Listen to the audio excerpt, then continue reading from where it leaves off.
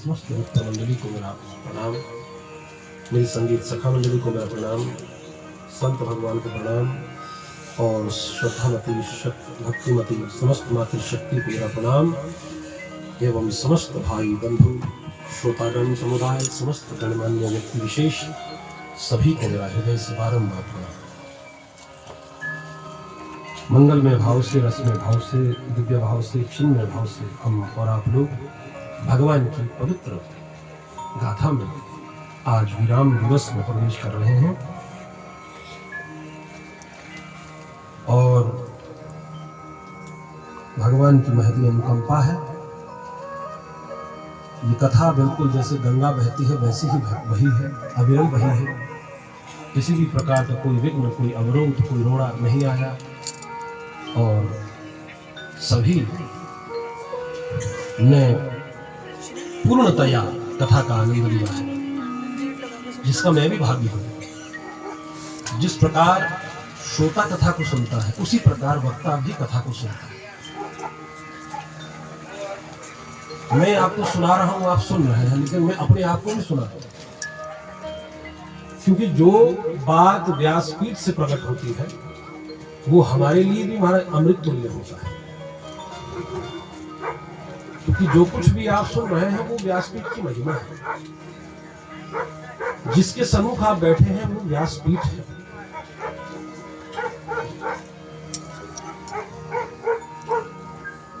और महाराज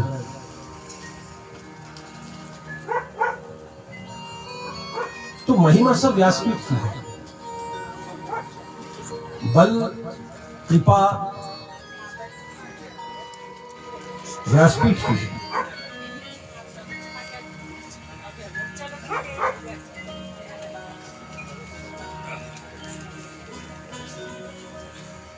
तो जो कुछ भी है वो सब व्यासपीठ का है।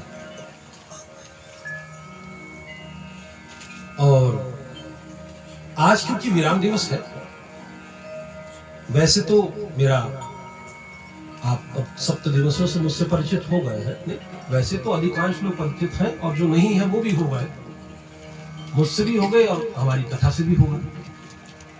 तो आपने देखा कि हमारी कथा सीधे सीधे प्रारंभ हो जाती है। किसी भी प्रकार का कोई भी इधर उधर की चर्चा हमारे पास में नहीं है, क्योंकि हमें गुरु आगे ही नहीं। तो क्योंकि हम गुरुकुल से अध्ययन करके आए तो हमारी परिपाटी गुरुकुल की है। जैसी हमें आ गया है वैसे हम कथा कहते हैं। परंतु आज विराम दिवस है तो कुछ बातें हमें कहनी है।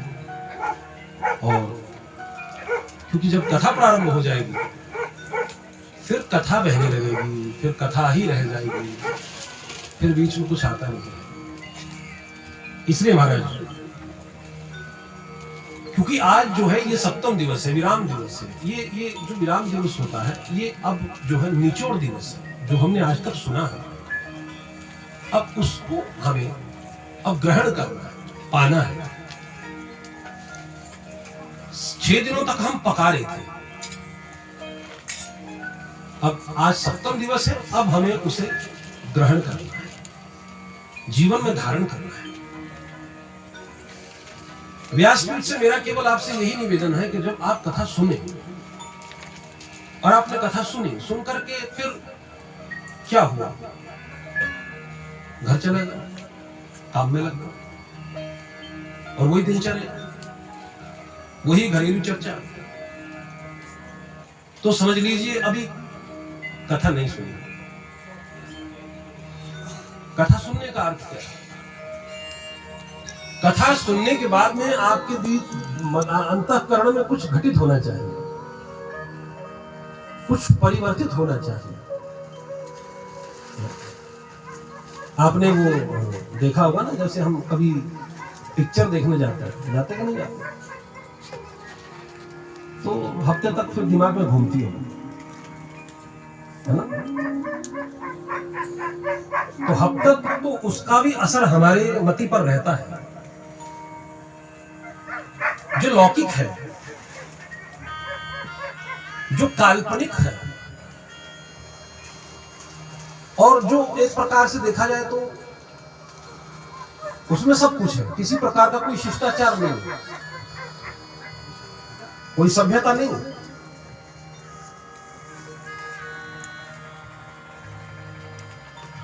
अब केवल अपशब्द बचे थे, अब वो भी आने लगे। अब तो गालियां भी खुली आती हैं,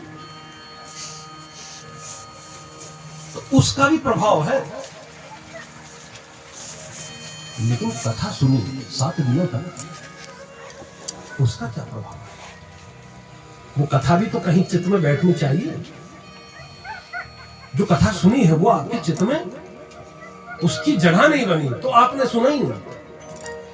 तो केवल आप यहां औपचारिकता निभा रहे थे, केवल आप जो है यजमान जी के निमंत्रण के लिए एक फॉर्मेलिटी के लिए आप यहां एकत्रित हुए, आए और आपने दिखाया कि हाँ महाराज हम भी आए। चलेगा नहीं। इस कथा में जब आप आए हैं तो आपको इस कथा से कुछ ना कुछ ग्रहण करके ले जाना है, कुछ समझना है। और हमने प्रारंभ में ही आपसे पहले दिन ही कहा था कि ये जो कथा है इसको श्रवण करना है, श्रवण ही नहीं करना है, इसका फिर घर पर मनन भी करना है, तब विमान आता है। ये महात्मा की कथा है। कथा तो सुनी सबने, लेकिन विमान आया एक आदमी को, सबको नहीं आया। तो कारण क्या हुआ? क्योंकि सबने सिर्फ सुनी, बस सुनी। सुनने के बाद आरती हुई, प्रसाद लिया, कपड़े झाड़े, चलते बने। तो जो सुना था वो यहीं झाड़ के चले गए, घर तक कुछ गया ही नहीं। ऐसा नहीं करना है। इन सूत्रों को अपने पास में रख लेना है, इसको मुखस्थ करिए, कंठस्थ करिए और फिर हृदयस्थ कर लीजिए,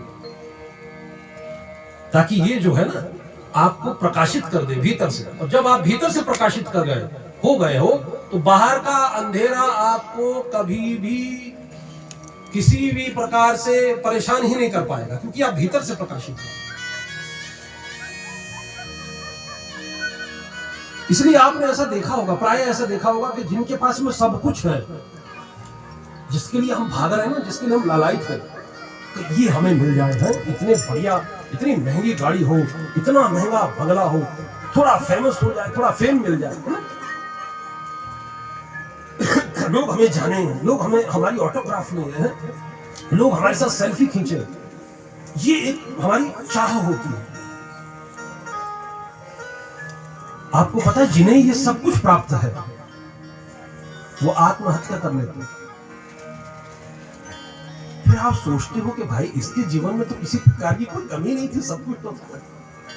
धन थी, दौलत थी, नाम था, ऐश्वर्य था, संपत्ति थी, लोग जानते थे, पहचानते थे, फेम था, प्रसिद्धि थी, फिर भी लटक गए।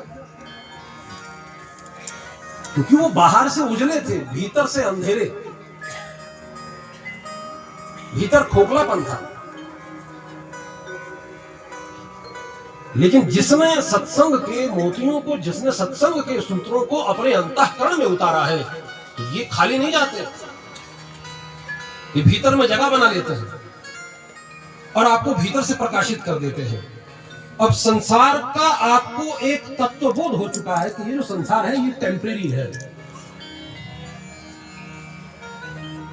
आप जान चुके हो कि जो कुछ भी ये